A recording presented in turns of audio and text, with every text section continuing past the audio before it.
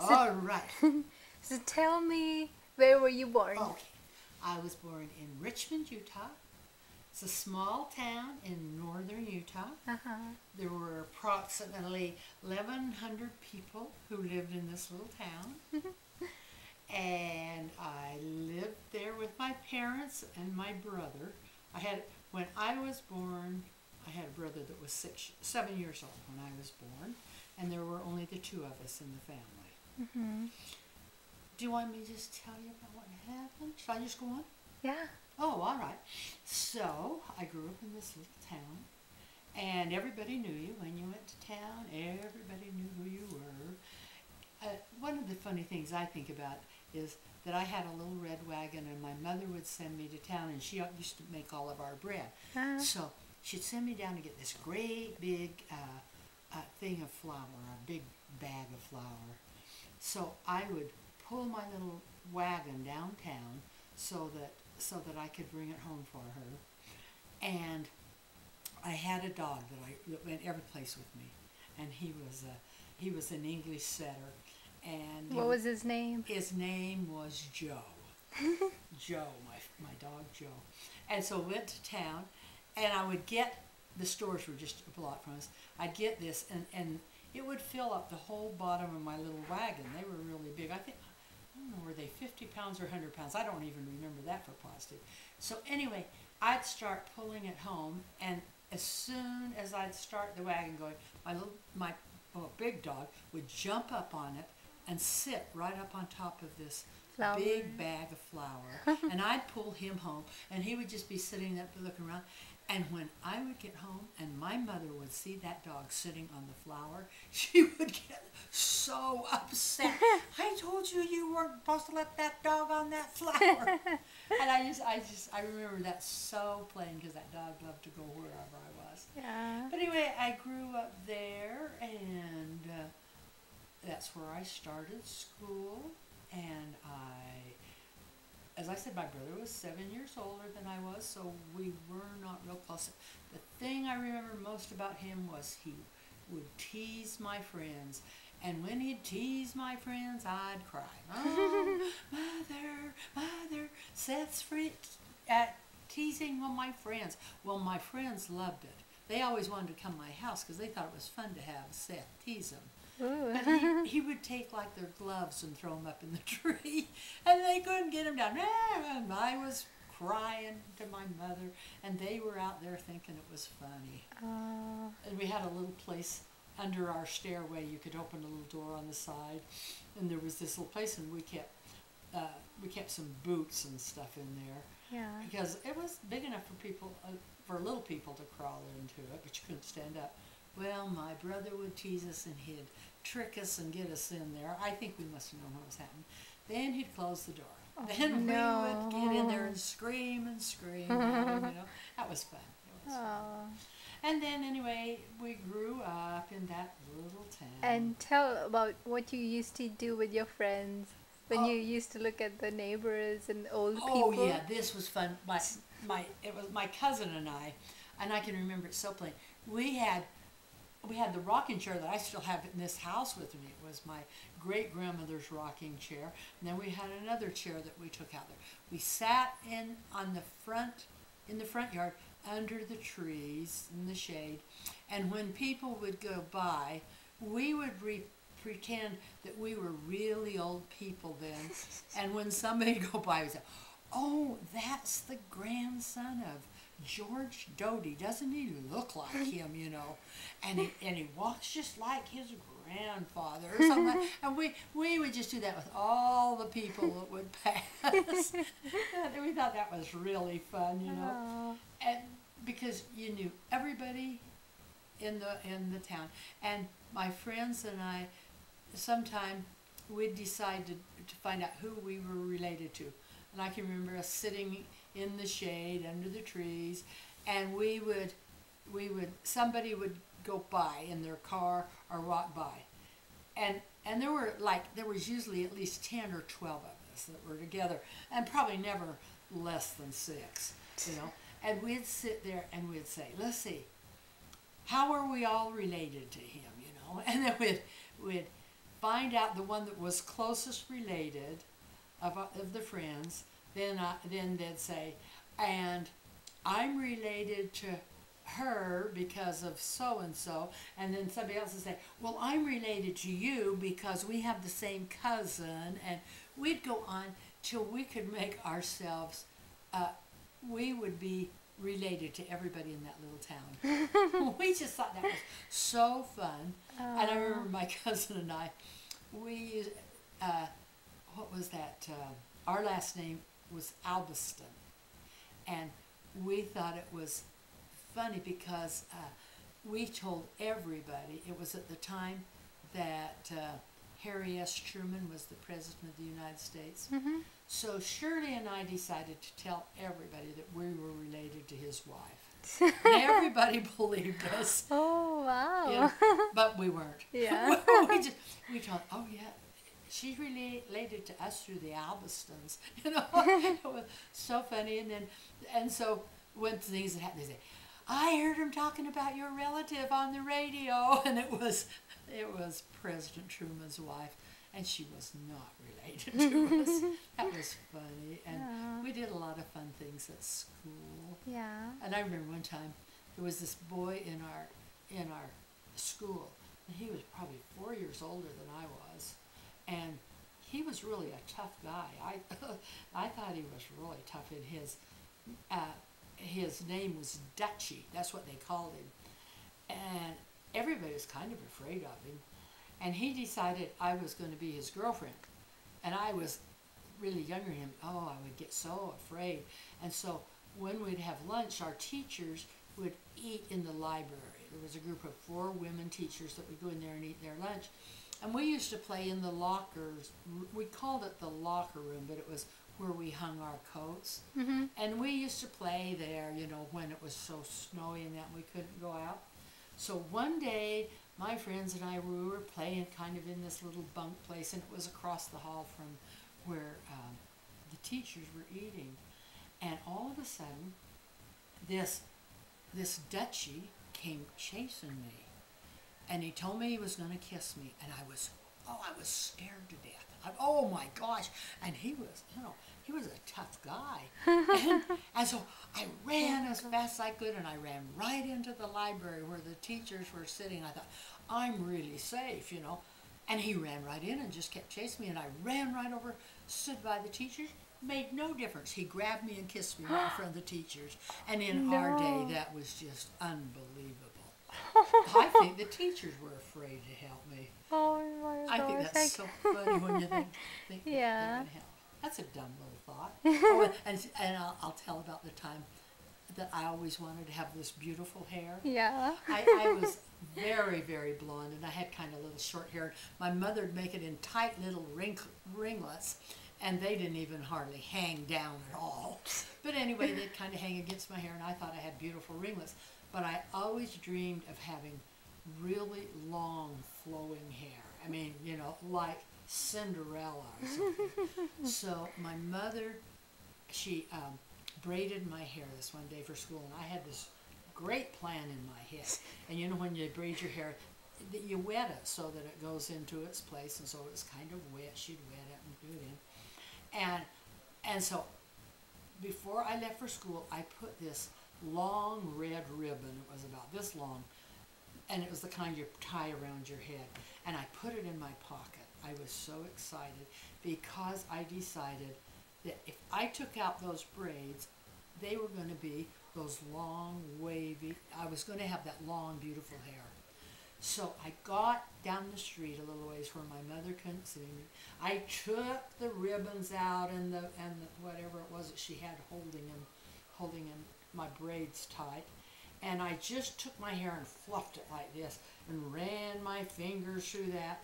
And you can imagine what those braids were like, because they just kind of wrinkled, but they were hunked together. But I didn't take a comb. I just took that and I fluffed my hair out. I put this red bow, this ribbon around my head, and tied it up here. So I had this red ribbon.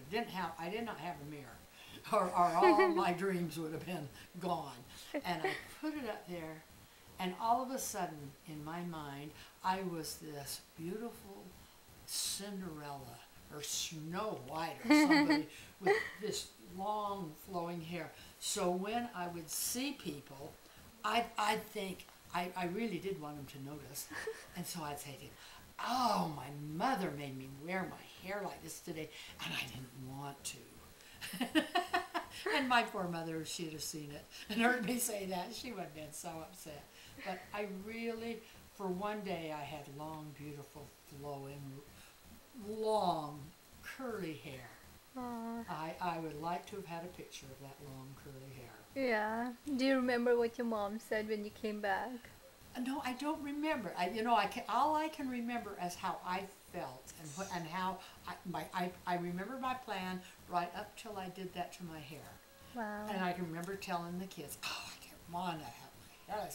But my mother made me. Mm-hmm. Oh, my, oh, my, oh, my. That was funny. Anyway, that's what I did, and then went on and then went on to high school. But when I was in grade school, my brother had been, he had enlisted to go into the Navy for World War II, when America was fighting both the Japanese and the enemies in Europe. Mm-hmm. And so my brother, he thought it was hard to join anything, because what they do, if you'd usually be 18 by the time you graduated from high school, that's when they'd take you. And so most of the young men just, with their high school graduation, practically received the papers right then, telling you, that you were drafted and what branch of the service should be in. It was always the infantry, and that, for these young kids just coming out of high school, because they had no type of advanced training in anything.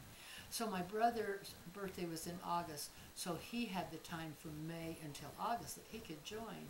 And so he joined the Navy, because he thought that would be wonderful. He'd always have a bed to sleep in, and he thought that was the safest place to be. You'd always have food with you because of your ship, and so he actually joined the Navy Air Corps, they called it at that time. And so, but he was in a battle. He left to go over to Japan, and he was just off Japan, about 60 miles, when it's like, they called it a kamikaze bomber. It's just like a suicide bomber, but he came out of the skies and dropped the bombs right on their deck. And they had all of their airplanes, had all the fuel in it, and all of their ammunition was, it was loaded on. So everything, when they came over and dropped the bombs. And at one account I read that the plane actually went into the ship, like the bombers, like the suicide bombers. And I asked not very long ago, how come they didn't hear or know it from radar? And my son-in-law told me there was radar at that time, but it was not nearly as sophisticated as it is now. And that also, if they came out of the overcast, probably it wasn't even strong enough at that point. Radar wasn't, as I said, sophisticated and developed to the point where they even knew it was coming. Mm-hmm. So there were more of the sailors killed than survived. And so my brother was buried at sea, so that just left me, and I grew up in my family. Went to high school, I just loved going to school, not for the school, but I loved the social part of it. I always used to think, if I missed today, what would they do? Who would know what to do to have fun today? I got to be there. And tell about what your teacher used to say. Oh, in first grade? Yeah. Oh my gosh. You probably caught on already that I talk a lot. Anyway, in first grade, I remember one day my teacher said to me, her name was Miss Tyre, she came over in front of my desk and she said, Ardeen, we have, I think it was 10 minutes left of school today, And she said, "You have talked all day long." She said, "I want you to lay your head on your desk in your arms and not say one more word." She said, "I don't want to hear your voice one more time today." I was so humiliated that she thought I talked too much. I had to lay my head down there, and it was the hardest thing to do, and I had to lay there till the bell rang. And so I thought, Oh, I that's so guess from there I was a talker. And I must have been, as a young person, talked a lot. Oh, That's that's and funny. I just knew everybody. Like when I'd go to school, I'd know everybody in every grade. And when we'd move, since we lived in such a small town, then it would be a group of small towns that would come together for junior high. And then again, as we would go into our high school years, then all of that group would go and meet with another whole group from a bunch of little towns, and then we'd become what was called North Cache High School. And so I just would get, so I'd know everybody in all my classes. And I remember when I'd get my yearbook at the end of the year, I could go through and I could name every one of the kids in the class, because I just loved to be around people, and I just liked to know everybody, you know, and I talked to everybody, naturally. Some of them probably got so tired they wouldn't stop for me to talk, so I'd find new ones. So Oh, what else that's did I tell you about? How did you meet Racer? Oh, my husband that I met. This is interesting.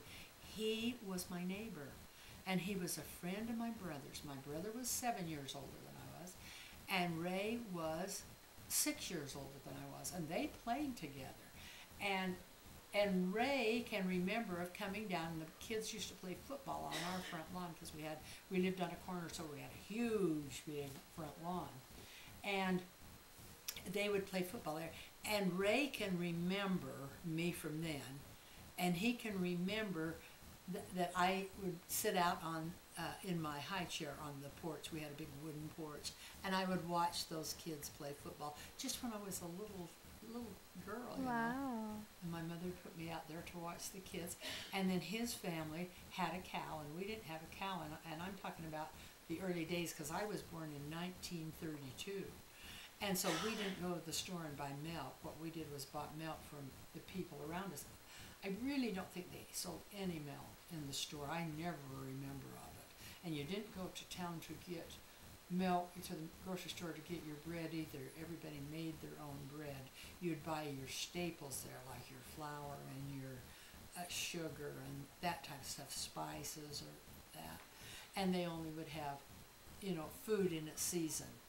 In the winter, there would be no sign of any fruits, you know, and so we would store those at our own home. A lot of people had cellars. We had two big round I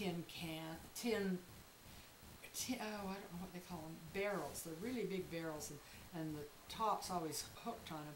But my dad would, and they were probably this high, you know, at least that high, and this big around. My dad dug two big holes down there and buried those down there, and let the tops of them stay about this high above the ground. And so when we would dig our potatoes and get our peas and our turnips and the things that we could, you know, you could store, we'd put onions in there. We'd put them down in there, and then right on the top, my dad would put straw, because it would really be cold and it would freeze. The barrel would be about this high above the ground, and then down to here is about how far it freezes. The ground didn't freeze below that. It just kept very cold. And so that's why we had the lip up there, so water couldn't get in it if it melted, because it'd be down lower, and he had a big piece of wood over it. And so that's where we get our wood, our vegetables and that in the winter. And other than that, you didn't have any. So you did put, we called it bottled fruit. And my mother would also, we had a, listen to me wander. I just go, and here I am now. I'm going to tell you about, she would put these quilt frames up, and she'd put this very thin piece of cloth, and it would kind of take up one whole bedroom upstairs. We had 3 bedrooms upstairs, and I had one and my brother had one and my parents had one downstairs.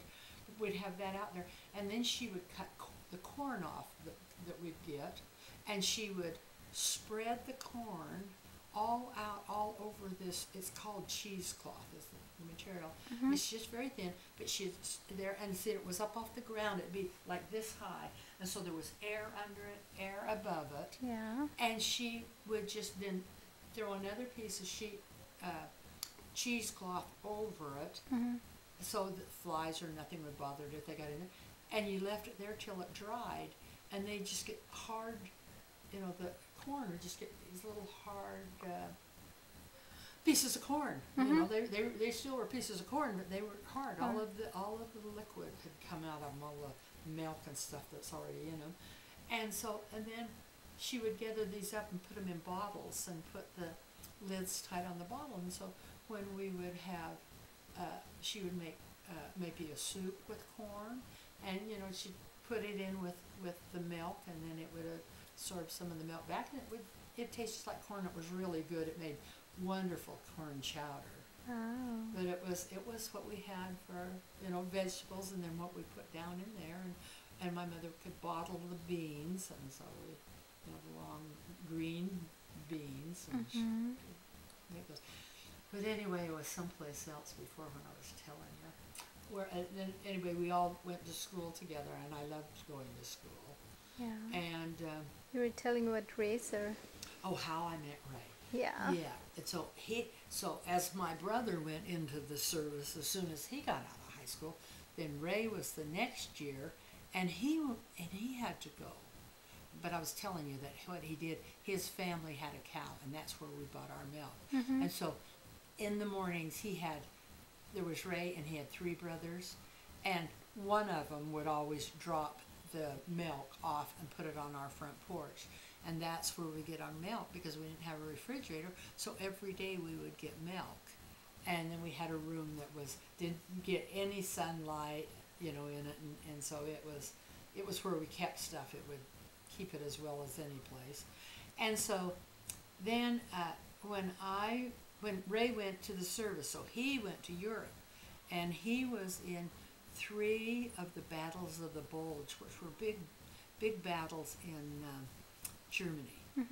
And there was a general called General Patton, and they called it Patton's Army, and he was the one that led the soldiers into those battles of the Bulge. There were many killed in those battles, and it was right on the, you know, right on the soil, right in Germany. And my husband, that's where he was called to.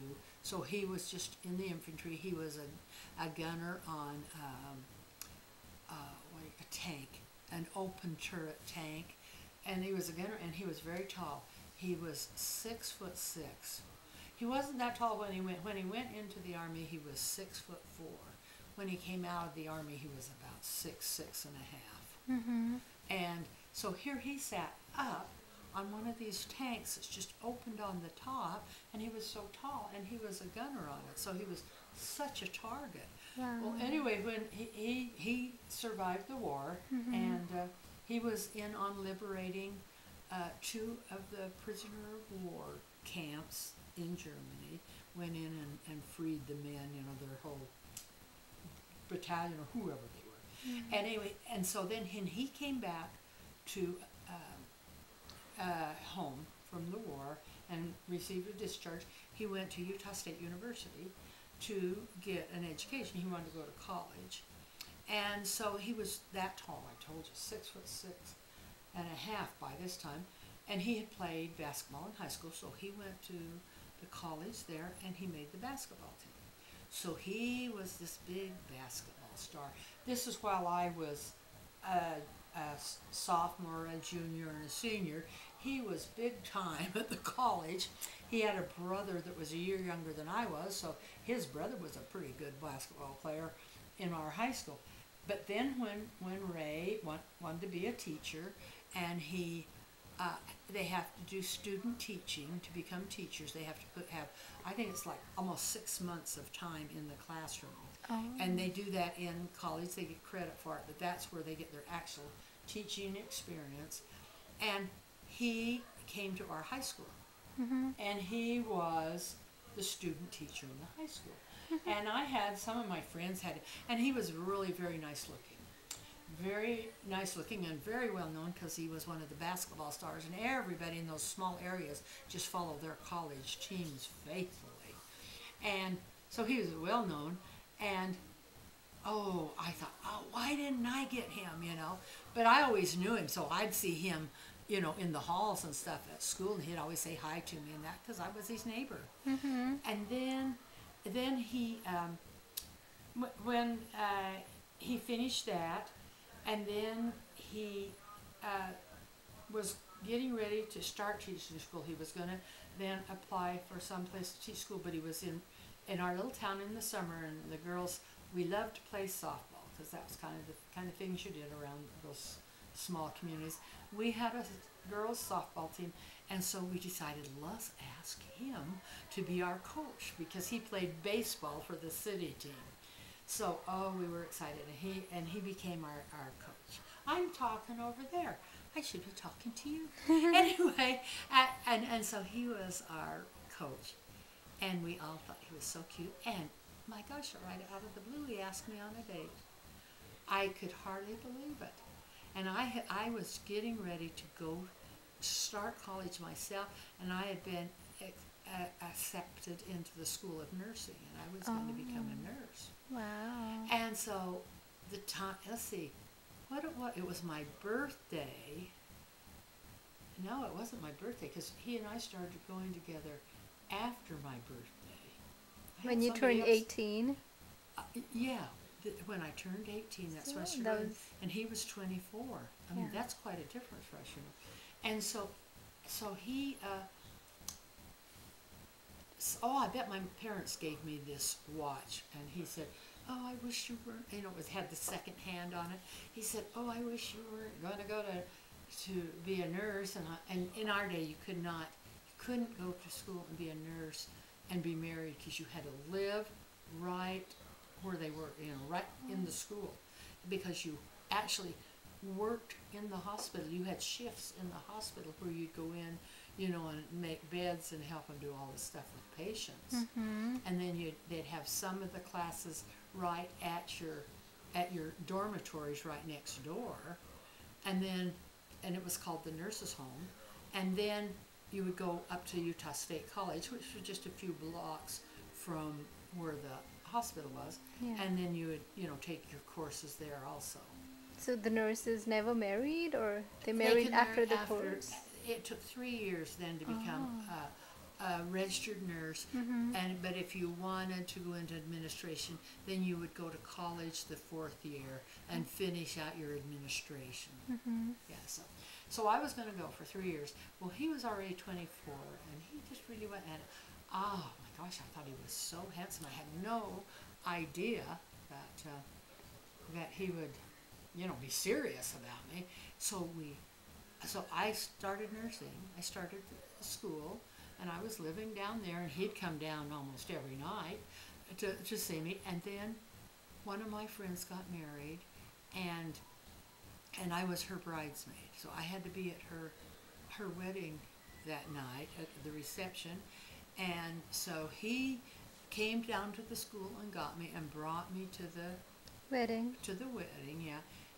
And then after the wedding, we went out. He said, let's go out the car a minute. I want to show you something. And he gave me a diamond. My gosh. I didn't know about that. And it was 6 weeks since we started dating. Wow. It was on September the 15th. Yeah. Can you believe that? No. Oh my gosh, I can't either. And he was anxious to get married, and he said, well, I'll wait, but I don't really want to wait that long. And I thought, you know, I probably wouldn't finish with having that situation in my life and a diamond. I didn't think I could see myself staying there for 3 years, because in those days you didn't do stuff usually like that. You know, women's careers weren't the number one or anything. And so, because this was like in 1950. And so then then I talked it over with my parents, and it was just time for them to pay you know, the money for the college tuitions and the uniforms and all this kind of stuff. And so I decided to withdraw rather than, you know, have my parents go into that expense and then me not go on. And so then we decided, well, we'll plan to get married probably the next spring. And then he received a call from a professional basketball team in Kansas City, Missouri. It was called Kansas City High Spots. And the NFL, if it had started, it was real small then, or probably the same size as this league he went into. And anyway, he accepted and went back and played. And he did real well in professional. But the people who owned the company that the ball team, they were not very honest, and they were doing betting on their own team. Oh. And they would bet on it, and that's illegal.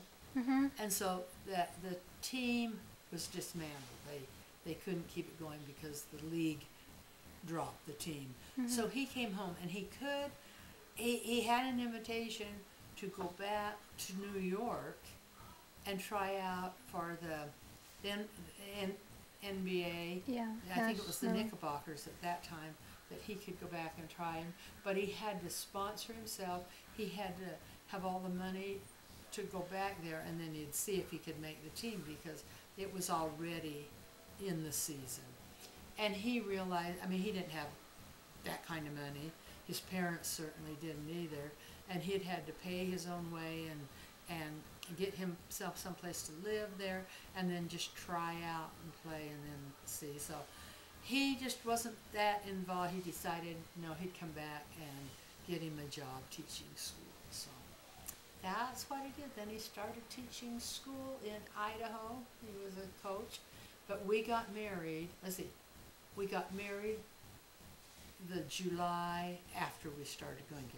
We started dating in July of 1950, and we got married in July of 1951. Oh. So, we did date that time, but that was an interesting story, Yeah. and he was a good choice. Mhm.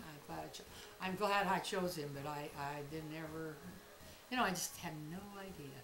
But I guess he was just really comfortable being in the small town setting and having a small town girlfriend. That must have been his thing. Yeah. And then we were married, and we lived in Oakley, Idaho. We had Jolynn in 1952, and November of 1952, and then in February of 1954, we had Doug, and then in July of 57, we had Mark. So then he taught school there.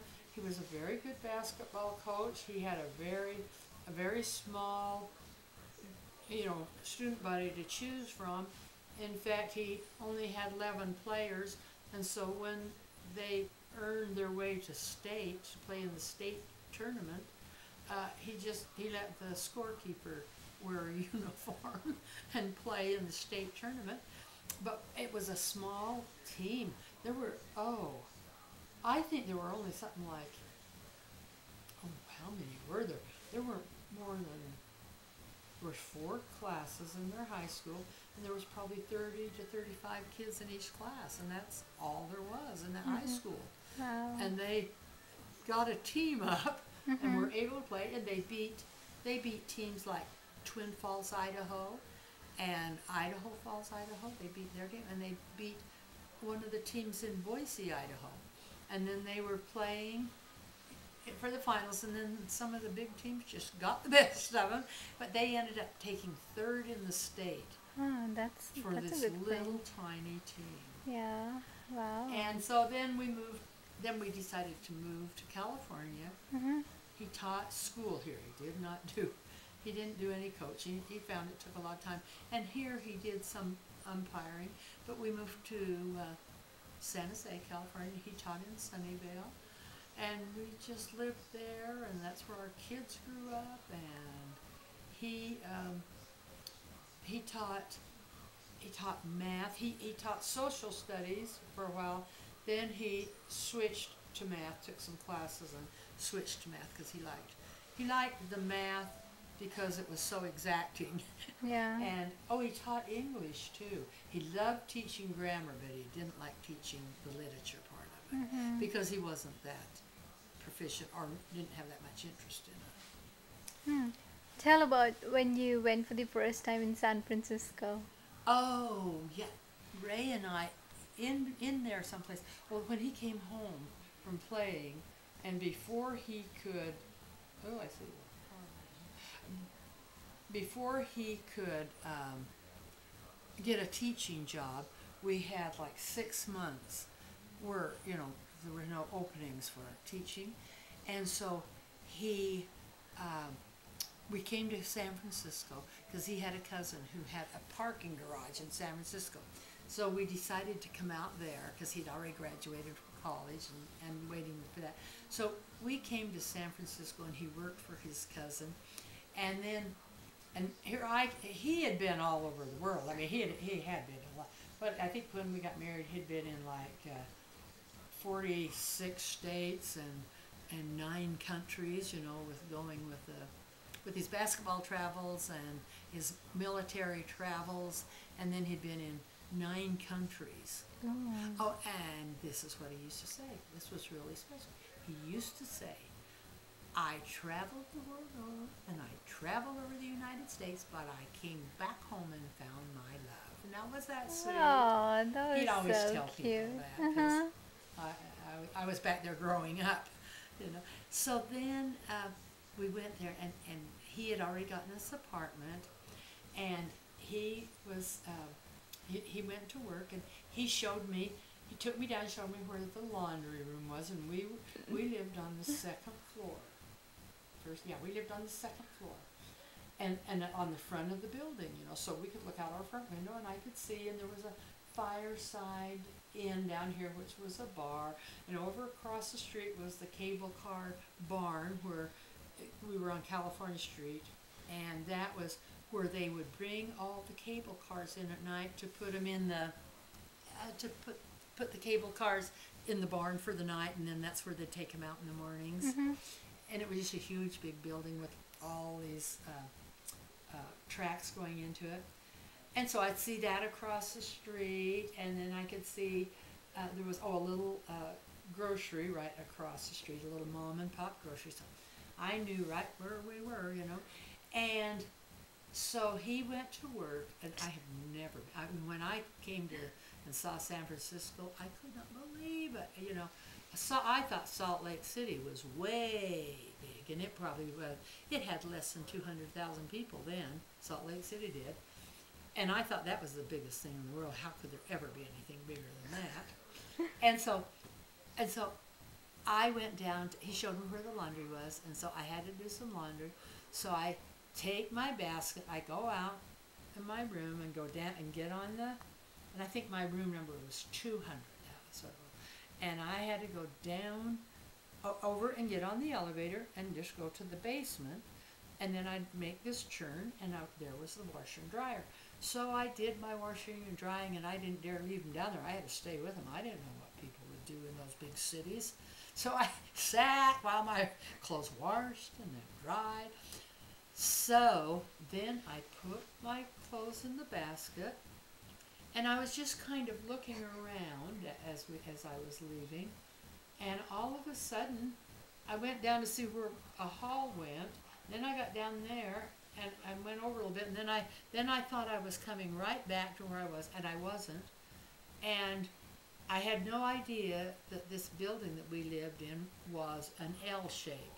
So it had an entry on California Street, and it had an entry on Hyde Street.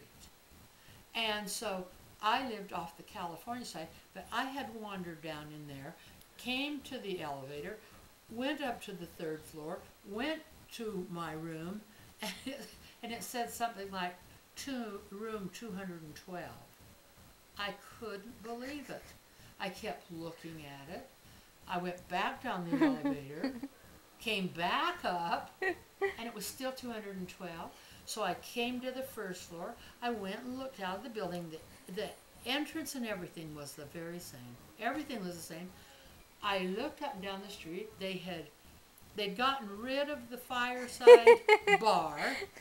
They had moved the whole cable car bar. That's barn. It was gone. It was down on another corner from where I'd seen it before. I was scared to death. I had no idea what was happening to me. Oh my God. So then I went back down to the basement and wandered. I got back on the elevator, went to the second floor, went and looked at the door again, and it said 200. I was home. I used my key and I went right in. Oh. And I had no idea what had happened to me till he came home. And he explained to me how that was. That's funny. That is being a country girl in the city. That's so funny. It was funny. I couldn't believe that. Yeah. Oh, and anyway, we lived there, and then the next summer he came back, and he started teaching school in Oakley, Idaho. So that was the time we were there, and that was a fun time for us, though. Mm-hmm. You know, because it was our first year married, we didn't have children, and we used to just go every place in the city. Tell about you went to watch the movie and he didn't know anything about it. Oh yeah, he was working down in the garage, and he told me how right out front of our apartment I could get on the cable car. It went right straight down to Market Street, and this is California, and then go down to Market Street. So he said, come down, you know, and then you could kind of look around down here a little bit, and then you can ride home with me. So okay, I'll do that. And I took the cable car, and I went down to where he was working, and I said, I think I'll just walk down this, down Market Street. It was a huge street. Anyway, so I go walking, and I'm so excited about everything I see, and I'm walking down there, and I see at the theater, they're having Streetcar Named Desire, and it was just coming in, I think, and I thought, oh, I can go to that movie. It won't be very long, because it was like an hour and a half before I was supposed to meet him. So I go to the movie and sit and enjoy Streetcar Named Desire all by myself. He is an absolute nervous wreck. I've gone off down Market Street. He has no idea where I am. Why am I not coming back? I guess he must have had visions of me going on and on down Market Street. You could end up at what was that called? Twin Peaks. He probably wondered what I was doing. He was so relieved when I came back, and I thought, I wonder why he was so worried. I knew right where I was the whole time, sitting in this theater just fine. So anyway, he was relieved, and then we'd go home from work. That was kind of fun. But we used to go over. He had a cousin that lived in Marin County, and we used to go over there a lot. And then, and we got our first TV when we lived there. The first day we got that TV, it was so funny. We got it, and they put it in. He and I watched it till it went off at night, and then it went off. It went off about 1, I think it was. It didn't go all night like it did. And the next day was Saturday, and neither one of us had to work that day. We got up, and we just watched from the time the TV came on till it went off again that night. We just sat there and watched every show. It was fun because it wasn't something we had ever There was seen. just one channel, or there were several? There were a few, like about 3 or something, but you had what they called rabbit ears then, like little portable antennas that came out, and you'd have to move them to get the stations. Wow. Oh, but we thought we were something else. We had that. Mm-hmm. That was fun because we were close enough we could walk to a bowling alley, and we used to go bowling occasionally, and we could walk to my Aunt Lil's, who was down farther on O'Farrell Street. We'd go down and visit with her, and it was just fun. It was kind of different, a whole different world for me. Yeah.